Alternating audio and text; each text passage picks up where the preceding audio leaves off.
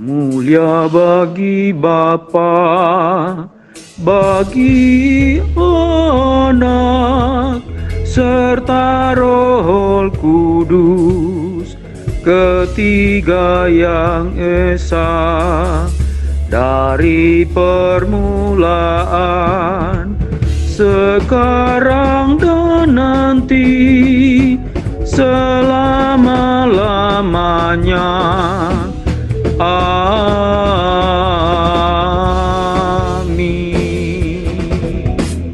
Dan perenungan firman Tuhan.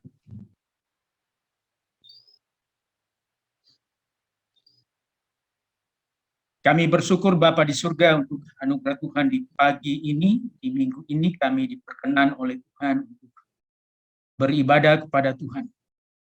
Walaupun kami lakukan secara online, namun sungguh kami percaya sesuai janji firman-Mu bahwa di mana ada 2-3 orang kumpul dalam nama-Mu, Engkau ada di tengah mereka. Kami sungguh percaya Engkau hadir di tengah-tengah persekutuan kami. Sekala kami memuji, memuliakan Tuhan, menyembah Tuhan. Bahkan tak kala kami mau membaca dan merenungkan firman. Maka urapilah kami semua. Biarkanlah Allah Roh Kudus memberikan pencerahan bagi kami. Tak kala kami membaca dan merenungkan firman-Mu di pagi hari ini. Tolonglah hamba-Mu yang terbatas untuk menguraikan kebenaran Tuhan. Biarlah hikmat Tuhan menuntun hamba-Mu, demikian juga menuntun jemaat-Mu yang mendengarkan. Supaya kami sama-sama dilengkapi oleh Tuhan dan diberkati oleh Tuhan. Kami sambut kebenaran di dalam nama Tuhan Yesus. Kami berdoa. Amin. Bapak Ibu Saudara terkasih dalam Tuhan, pagi ini saya akan membaca 1-2 bagian firman Tuhan. Bacaan pertama dari Yakobus pasal 5 ayat 16b yang menjadi tema perenungan atau tema renungan kita atau tema khotbah di minggu pagi ini. Dari Yakobus pasal 5 ayat 16b, ayat ini menjadi ayat yang mungkin sudah kita hafal. Akan mungkin menjadi ayat emas begitu ya bagi kita. Saya akan membaca Yakobus 5 ayat 16b. Doa orang yang benar, bila dengan yakin didoakan, sangat besar kuasanya. Saya ulangi. Doa orang yang benar, bila dengan yakin didoakan, sangat besar kuasanya. Bacaan yang kedua saya memilih dari Injil Matius pasal 21 ayat 22. Ini saya persiapkan menjadi nats pembimbing sebenarnya. Namun saya coba membaca untuk kita. Matius 21 ayat 22 berbunyi demikian. Dan apa saja yang kamu minta dalam doa, dengan penuh kepercayaan, kamu akan menerimanya. Saya ulangi. Dan apa saja yang kamu minta dalam doa, dengan penuh kepercayaan, kamu akan menerimanya. Bapak Ibu Saudara terkasih dalam Tuhan, pagi ini kita akan merenungkan bagian firman Tuhan ini di bawah tema kuasa Tuhan dalam doa orang percaya. Kuasa Tuhan dalam doa orang percaya. Perenungan tema firman Tuhan ini saya teringat beberapa kisah di dalam Alkitab yang saya coba kutip menjadi contoh yang menceritakan tentang betapa luar biasanya kuasa Tuhan di dalam doa orang benar. Contoh yang pertama, yakni Nabi Elia. Ketika Nabi Elia berhadapan dengan Raja Ahab, kalau kita membaca dari 1 Raja-Raja pasal 17 ayat 1, Nabi Elia berkata kepada Raja Ahab demikian, demi Tuhan yang hidup, Allah Israel yang kulayani, sesungguhnya tidak akan ada embun atau hujan pada tahun-tahun ini, kecuali kalau kukatakan. Dan apa yang disampaikan oleh Elia terjadi. Elia berdoa dengan bersungguh-sungguh kepada Tuhan. Lalu kurun waktu 3,5 tahun. Tidak terjadi hujan, tidak ada embun. Lalu dalam 1 Raja-Raja 18 ayat 45a, ketika Elia berdoa kepada Tuhan, meminta hujan, dalam sekejap itu, langit menjadi gelap, lalu turunlah hujan yang sangat lebat. Kuasa doa, kuasa Tuhan di dalam doa orang benar. Yang kedua, contoh yang kedua, Nabi Elisa.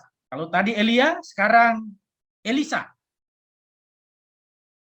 Nabi Elisa berdoa sungguh-sungguh bagi pergumulan seorang janda yang terlilit hutang. Dia bergumul bagaimana bisa membayar hutangnya, melunasi hutangnya. Dan Nabi Elisa berdoa supaya apa yang dia punya yaitu sedikit minyak di dalam buli-buli. Didoakan oleh Nabi Elisa, dan minyak di dalam buli-buli itu ketika dituangkan tidak berhenti mengalir. Semua tempat untuk menampung disediakan. Dan minyak itu dijual sampai janda itu bisa melunasi hutangnya, baru minyak itu berhenti mengalir. Kuasa Tuhan di dalam doa. Contoh yang ketiga, Elisa juga berdoa bagi anak perempuan Sunem. Dalam 2 Raja-Raja pasal 4 ayat 8 sampai 37. Di mana anak ini sudah mati.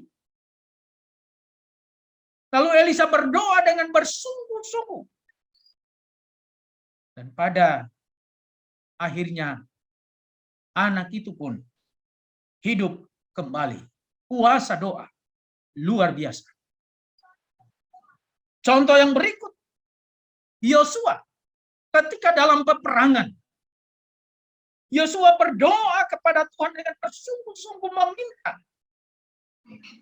agar matahari berhenti di atas Gibeon dan bulan berhenti di atas lembah Ayalon dalam peperangan itu. Dan itu terjadi. Nah, itu kisah-kisah, bagian dari kisah-kisah dalam Alkitab, contoh bagaimana kuasa Tuhan terjadi di dalam doa orang percaya. Tentu kita juga ingin mengalami kuasa Tuhan di dalam doa kita. Ada contoh lain yang menarik, yakni kisah seorang misionaris dari Jerman yang datang ke Pulau Sumatera. Dia memulai awal pelayanannya di daerah Taruku. Dan awal-awal pelayanannya dia naik ke satu bukit.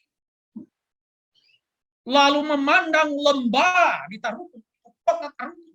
Pada saat itu masih sepi. Lalu di atas bukit itu dia bergumul dalam doanya. Dan di dalam doanya Tuhan memperlihatkan visi yang jelas. Lewat pandangan mata rohaninya di dalam doanya. di sepanjang lembah perbukitan di kota itu. Sang misionaris melihat menara-menara gereja berdiri di mana-mana. Dan dalam doanya yang sama, lewat kepekaan telinga rohaninya, ketika dalam doanya, dalam pergumulannya, memulai pelayanan di daerah Sumatera, di Tarutung, sang misionaris lewat kepekaan telinga rohaninya mendengar lonceng gereja berbunyi di mana-mana.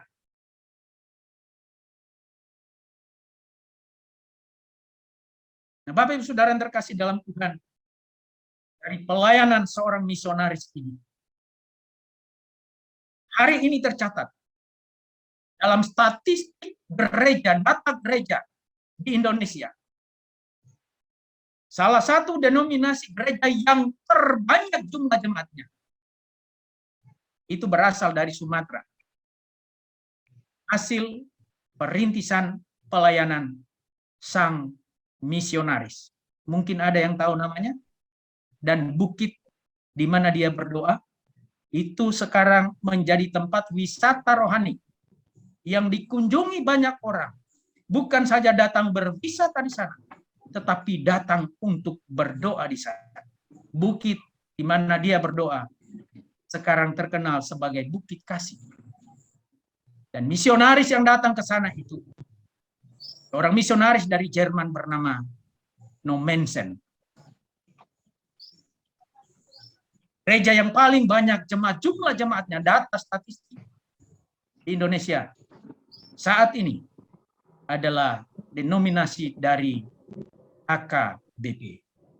Rintisannya dimulai oleh misionaris Nommensen dari Jerman. Apa yang dia doakan, yang dia pergumulkan, dan yang dia lihat lewat penglihatan rohaninya, dan pendengaran yang dia dengar lewat pendengaran rohaninya, itu terjadi. Dan apa yang dia doakan sungguh luar biasa. Tuhan mengabulkannya. Bapak Ibu Saudara terkasih dalam Tuhan, mungkin kalau kita berjalan-jalan ke Sumatera, mampirlah di kota Tarutung, kunjungilah Bukit Kasih. Bukan sekedar berwisata rohani di sana, tetapi kita bisa berdoa duduk di sana. Ke ibadah itu duduk diam. Bapak Ibu Saudara terkasih dalam Tuhan, mungkin di antara kita atau di luar sana, kita sering berdoa. Jadi sering berdoa, juga bisa jadi kita kurang berdoa atau malas berdoa. Bisa jadi yang sering berdoa, atau kurang berdoa, atau malas berdoa, bisa jadi kita belum tentu kita mendapat jawaban atau hasil dari apa yang kita doakan. Bahkan mungkin kita belum mengerti mengapa kita harus berdoa. Di Alkitab ada banyak ayat yang mengajarkan tentang berdoa. Dan salah satu perenungan kita pada pagi hari ini dari Yakobus pasal 5 ayat 16b, secara khusus tema yang kita bahas di pagi hari ini. Tentu semua kita ingin supaya doa kita menghasilkan sesuatu yang besar yang sedang kita kerjakan, bahkan yang sedang kita pergumukan. Kita berharap bahwa doa kita menghasilkan kuasa yang besar. Masalahnya, kita mendengar keluhan orang mengatakan bahwa saya sudah berdoa atau saya sudah lama berdoa. Tetapi sampai saat ini keadaan saya begini-begini saja. Saya tidak memperoleh hasil apa-apa dari apa yang saya doakan. Bahkan ada yang lebih parah lagi, lebih lucu lagi. Ada orang yang mengatakan kepada seorang temannya, ketika dia menyampaikan keluhannya tentang dia mendoakan sesuatu dan belum ada jawaban. Lalu temannya ini memberikan saran begini, kalau engkau berdoa lagi, maka mintalah sesuatu secara terbalik. Nah, teman yang curah tadi bingung. Maksudnya gimana minta terbalik? Dia sampaikan, misalnya, kalau engkau ingin hidupmu berkelimpahan, maka mintalah kepada Tuhan supaya engkau melarat hidupmu. Kalau engkau ingin sehat, maka mintalah kepada Tuhan supaya engkau sakit-sakitan. Temannya bertanya, loh kok bisa begitu? Lalu teman yang memberikan nasihat ini berkata, Tuhan itu kan suka balik-balik jawaban doa. Kita bisa membayangkan pemahaman orang bahwa Tuhan suka balik-balik jawaban doa. Ada orang yang sampai pikirannya demikian. Apa iya Alkitab mengatakan bahwa Allah, Tuhan kita, Yesus Kristus, suka menjawab doa dengan cara membalik-balik jawabannya? Nah, Bapak Ibu Saudara yang terkasih dalam Tuhan, menarik bagi saya dalam Yakobus 5 ayat 16b, beberapa hal yang menjadi kunci pokok bahwa doa itu akan menghasilkan atau akan berdampak besar, menghasilkan kuasa Tuhan bagi kita yang mendoakannya. Ada 3 kata kunci bagi saya ketika saya merenungkan teks ini. Yang pertama, doa. Kunci yang pertama atau akun, biasa istilahnya kalau akun, kata kunci. Lalu yang kedua, kata kunci yang kedua, orang benar. Kata kunci yang ketiga, yakin. Doa, orang benar, yakin. Maka hasilnya besar kuasanya. Kita mulai yang pertama, doa. Apa itu doa? Sederhananya kita memahami doa adalah komunikasi pribadi kita kepada Tuhan. Komunikasi pribadi. Jadi kalau komunikasi pribadi, maka doa itu kepada Tuhan. Tidak dalam rumusan kata-kata yang harus kita puitis lah, harus seperti apalah, enggak. Tetapi pengungkapan pribadi kita seperti apa? Menyapa Tuhan kita yang kita sapa dengan sebutan Bapa. Kalau kita menyapa Tuhan kita dengan sebutan Bapa sebagaimana diajar oleh Tuhan Yesus, maka intinya di sana Bapa, doa itu mengandung relasi yang intimasi dengan Tuhan. Kita mau ngomong kepada Tuhan dengan begitu luasnya, relasi yang begitu intim. Ibarat anak itu mau ngomong kepada orang tuanya, dia ngomong apa adanya. Saya ingat dulu waktu saya masih kuliah di Manado, dosen saya itu orang Kanada. Saya kuliah teologi di UKIT. Dosen saya itu orang Kanada. Dia doanya mulai dari depan, ketika amin sudah di belakang. Dia doa sambil jalan. Saya awal-awal melihatnya terheran-heran juga. Tapi saya coba memahaminya bahwa pengungkapannya secara pribadi kepada Tuhan, menikmati intimasi dengan Tuhan seperti itu. Dia intim menikmatinya dengan Tuhan. Dia berkata-kata, dia menyapa Tuhan seperti Bapa. Jarang saya dengar doa seperti itu, jarang. Karena ketika saya mendengar waktu itu, adem rasanya. Seperti betul-betul seseorang berbicara kepada orang tua. Bahkan kita mengenal juga betapa pentingnya doa dalam kehidupan kita. Kita menyebut doa adalah nafas hidup orang percaya. Nah, kalau kita memahami doa adalah nafas hidup, maka tentu kita tidak akan menjadi malas berdoa, kan? Tidak tempo-tempo kata orang Manado, atau hanya sewaktu-waktu bahasa terjemahannya. Tapi kita akan menjadikan doa itu sebagai bagian yang tidak terpisahkan dari hidup ini, karena dia seperti nafas hidup. Itu doa. Sangat penting dalam kehidupan kita. Lalu, bagian yang kedua. Orang benar. Perhatikan ayat ini mengatakan bukan doa yang benar.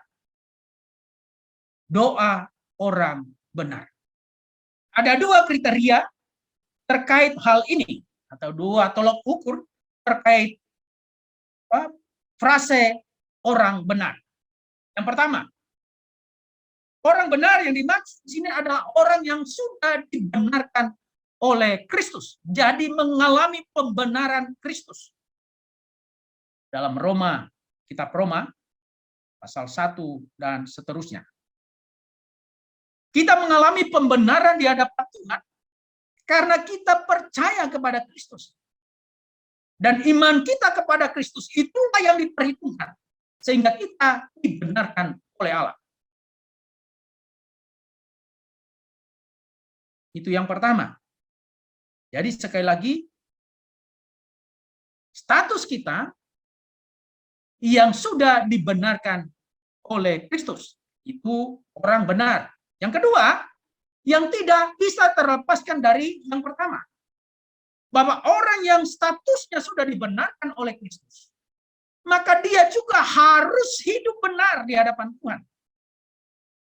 Alkitab mengatakan bahasa yang lain, hidup berpadanan dengan Injil Kristus.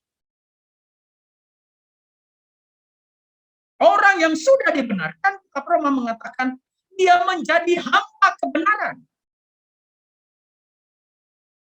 Jadi orang yang statusnya sudah dibenarkan, maka dia hidup di dalam kebenaran, menjadi hamba kebenaran, pelaku-pelaku firman.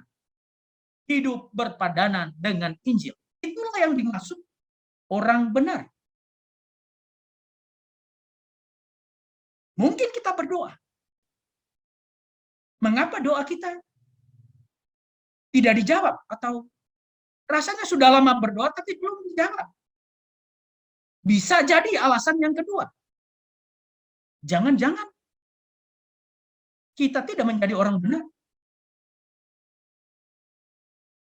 Kita sudah percaya kepada Kristus, yes. Tapi apakah kita menjadi pelaku kebenaran? Apakah kita menjadi hamba kebenaran?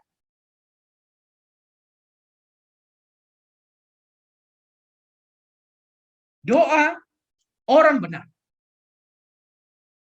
Hasilnya besar kuasanya. Mungkin kita masuk kategori, kita sudah sungguh-sungguh menjadi orang yang rajin berdoa. Lalu kita juga masuk kategori yang kedua. Kita orang benar. Sudah percaya kepada Kristus. Hidup di dalam kebenaran Kristus. Mengapa doa kita juga belum dijawab? Mungkin yang ketiga. Yakni kita tidak sungguh-sungguh di dalam mendoakannya. Bagian firman Tuhan dari Injil Matius tadi, yang saya baca bagian yang kedua, Injil Matius 21 ayat 22. Berkata demikian, dan apa saja yang kamu minta dalam doa dengan penuh kepercayaan, kamu akan menerimanya. Perhatikan, dengan penuh kepercayaan. Kitab Yakobus mengatakan, doa orang benar bila dengan yakin didoakan.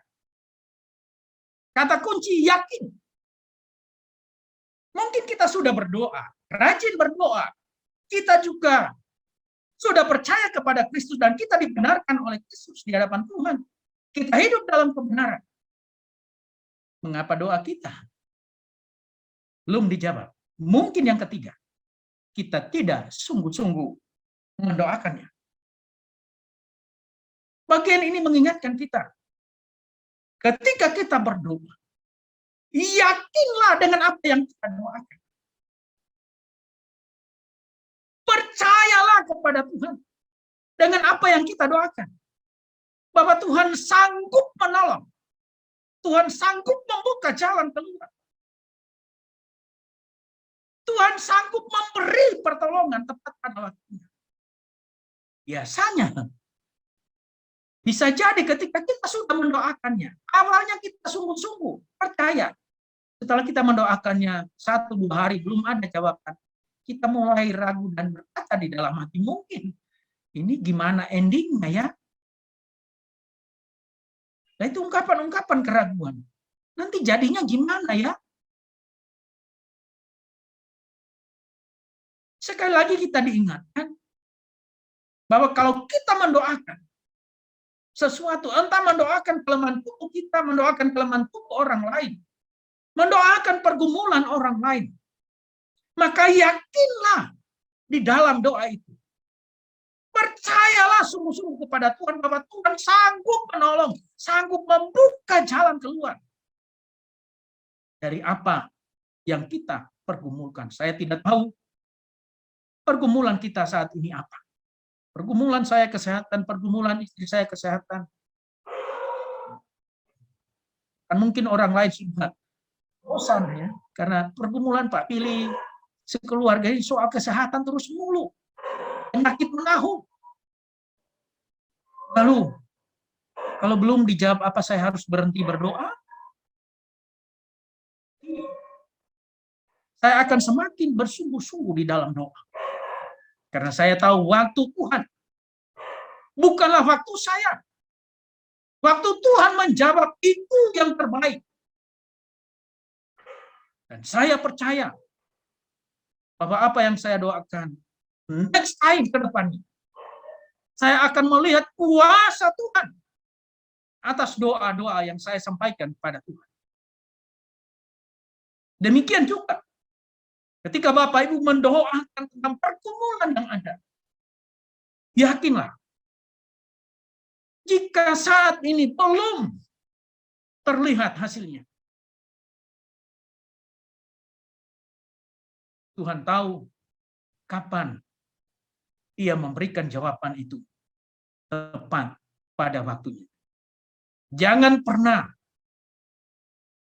mundur. Jangan pernah ragu mempercayai Dia. Dia Allah yang setia, tidak pernah meninggalkan kita. Nah, Bapak Ibu Saudara terkasih dalam Tuhan, kiranya kita bisa memahami kebenaran ini, bahwa yang besar kuasanya itu adalah doa. Doa siapa? Doa orang benar. Doa orang benar yang bagaimana? Doa orang benar yang sungguh-sungguh yakin didoakan bahwa Tuhan sanggup menjawab doanya. Maka itu akan terjadi. Alami kebenaran ini. Jadilah orang benar. Jadilah orang benar yang berdoa setiap saat. Jadilah orang benar yang berdoa dan yakin dengan apa yang didoakannya. Maka dalam waktu Tuhan, kita akan melihat dan mengalami terobosan-terobosan. Kuasa Tuhan dinyatakan atas doa-doa kita. Dan kita akan mengalami perkara-perkara yang luar biasa dari setiap yang sudah kita doakan. Kiranya Tuhan menolong kita dan memberkati kita. Amin. Kita akan masuk dalam doa syafaat. Mari kita satu di dalam doa. Kita berdoa. Bapak Ibu, kita bersatu hati menghadap Tuhan. Kami menaikkan syukur kami di pagi ini atas anugerah Tuhan. Memungkinkan kami berjumpa dalam ibadah. Walaupun kami lakukan lewat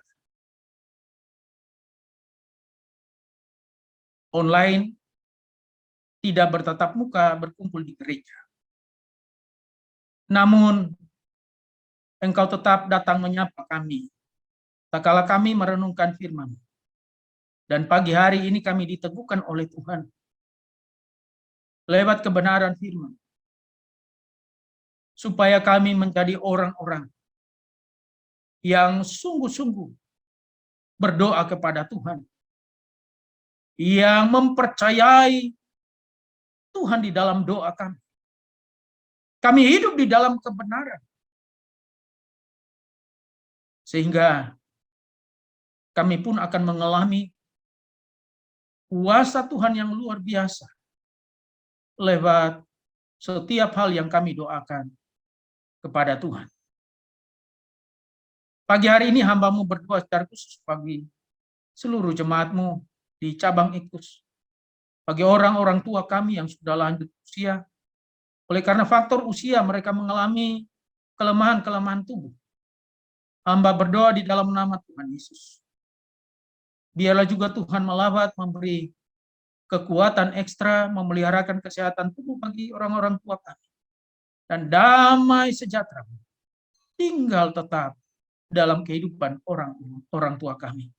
Hari-hari yang mereka lalui adalah hari-hari di mana mereka merasakan kebaikan demi kebaikan yang tiada beranjak dari kehidupan mereka. Hamba berdoa bagi kehidupan rumah tangga keluarga. Engkau memeliharakan relasi yang harmonis, suami istri. Biarlah relasi terpelihara dalam anugerah Tuhan. Kehidupan suami istri menjadi kehidupan yang menjadi teladan di tengah-tengah rumah tangga mereka. Anak-anak mereka boleh melihat teladan iman, bahkan juga teladan karakter kehidupan orang-orang benar di hadapan Tuhan. Sehingga sungguh kehidupan rumah tangga juga dipelihara dan diberkati oleh Tuhan. Tuhan memberkati relasi orang tua anak. Sehingga dengan demikian berkat-Mu ada atas kehidupan rumah tangga kami masing-masing. Demikian kami berdoa Tuhan untuk mereka yang bekerja, mereka yang membuka usaha, mereka yang melayani dalam bidang apa saja. Hamba berdoa di dalam nama Tuhan Yesus. Biarlah rahmati apa yang mereka boleh kerjakan. Dan dalam anugerah Tuhan, setiap jerih juang mereka menghasilkan apa yang mereka boleh impikan, dan daripadanya mereka boleh menghidupi setiap apa yang menjadi kebutuhan hidup mereka, baik di tengah-tengah keluarga, kebutuhan pribadi, karena Tuhan yang merahmati dan memberkati. Sekali lagi Tuhan memberkati yang bekerja, Tuhan memberkati yang membuka usaha, Tuhan memberkati kami yang terlibat di dalam pelayanan. Bagian-bagian yang kami kerjakan, Tuhan Engkau yang akan memberkatinya. Terima kasih Bapak. Demikian yang sedang mencari pekerjaan, yang sedang mencari tempat pelayanan. Kami berdoa sesuai dengan kapasitas kami masing-masing. Tuhan akan menuntun kami. Satu tempat yang Tuhan sediakan sesuai dengan kapasitas kami, kemampuan kami. Di mana kami bisa berkarya secara lebih baik. Dan Tuhan akan memberkati bagian yang kami kerjakan. Terima kasih Bapak. Demikian hamba-Mu berdoa untuk pendidikan anak-anak kami. Dalam masa-masa tumbuh kembang mereka, demikian juga dalam masa-masa studi mereka. Mulai dari pendidikan paling rendah, playgroup sampai kepada perguruan tinggi. dalam setiap jenjang yang ada. Tuhan memberkati pendidikan anak-anak kami, dan biarlah juga lewat pendidikan mereka belajar mengasihi Tuhan dengan segenap akal budi mereka, dengan hasil-hasil yang mereka capai, sehingga lewat studi mereka nama Tuhan dipermuliakan. Kami peliharakan seluruh kehidupan jemaat Tuhan dalam tangan kasih-Mu untuk sepanjang minggu yang akan kami jalani. Dalam setiap rencana-rencana yang ada, biarlah Tuhan, Engkau ada di depan kami, membuka jalan bagi kami, dan memberkati setiap bagian-bagian kehidupan yang kami lalui dan jalani. Terima kasih Bapa di surga. Demikian kami berdoa untuk seluruh program gereja dalam sepanjang tahun ini. Tuhan tolong kami di tengah-tengah situasi pandemi yang ada, supaya kami dapat melakukannya dengan sebaik-baiknya, memahami panggilan Tuhan, tanggung jawab yang Tuhan percayakan. Menjadi satu kehormatan bagi kami. Kami dilibatkan oleh Tuhan menjadi rekan sekerja Tuhan. Karena itu biarkanlah juga kami boleh melakukannya dengan tulus, dengan pengabdian kepada Tuhan. Karena kami tahu bahwa jerih lelah dalam pelayanan tidak ada yang sia-sia di dalam Tuhan. Demikian kami berdoa Tuhan. Untuk bangsa dan negara kami, kota Surabaya, kami peliharakan dalam tangan kasih Tuhan. Dengan berbagai regulasi kebijakan pemerintah. Kerjasama dengan seluruh stakeholder, seluruh kami yang terlibat masyarakat. Dalam situasi pandemi ini memutus mata rantai penyebaran COVID-19. Tuhan tolong kami, supaya kami sebagai masyarakat juga ikut andil di dalamnya. Kami boleh menaati aturan-aturan kebijakan-kebijakan pemerintah bagi kebaikan kami semua. Berdoa untuk seluruh para tenaga medis yang berjuang di garis depan, menolong, merawat saudara-saudara kami yang terpapar virus corona. Tuhan Engkau yang menolong, melindungi, menjaga, sehingga dalam pengabdian kemanusiaan sungguh mereka mengalami perlindungan Tuhan dalam profesi mereka. Terpujilah Tuhan. Ini doa kami. Sekali lagi kami peliharakan dalam tangan kasih-Mu seluruh jemaat-Mu di GKI Iktus. Tuhan memberkati sepanjang minggu. Dan biarlah anugerah Tuhan menjadi bagian kami. Ini syafaat kami. Dan kami bawa kepadamu dalam nama Tuhan Yesus, yang sudah mengajar kami berdoa Bapa kami demikian. Bapa kami yang di surga, dikuduskanlah nama-Mu, datanglah kerajaan-Mu. Jadilah kehendak-Mu di bumi seperti di surga. Berikanlah kami pada hari ini makanan kami yang secukupnya, dan ampunilah kami akan kesalahan kami, seperti kami juga mengampuni orang yang bersalah kepada kami. Dan janganlah membawa kami ke dalam pencobaan, tetapi lepaskanlah kami daripada yang jahat. Karena Engkaulah yang punya kerajaan, dan kuasa, dan kemuliaan, sampai selama-lamanya. Mulia bagi Bapa, bagi Anak, serta Roh Kudus, ketiga yang esa, dari permulaan, sekarang dan nanti, selama-lamanya. Amin.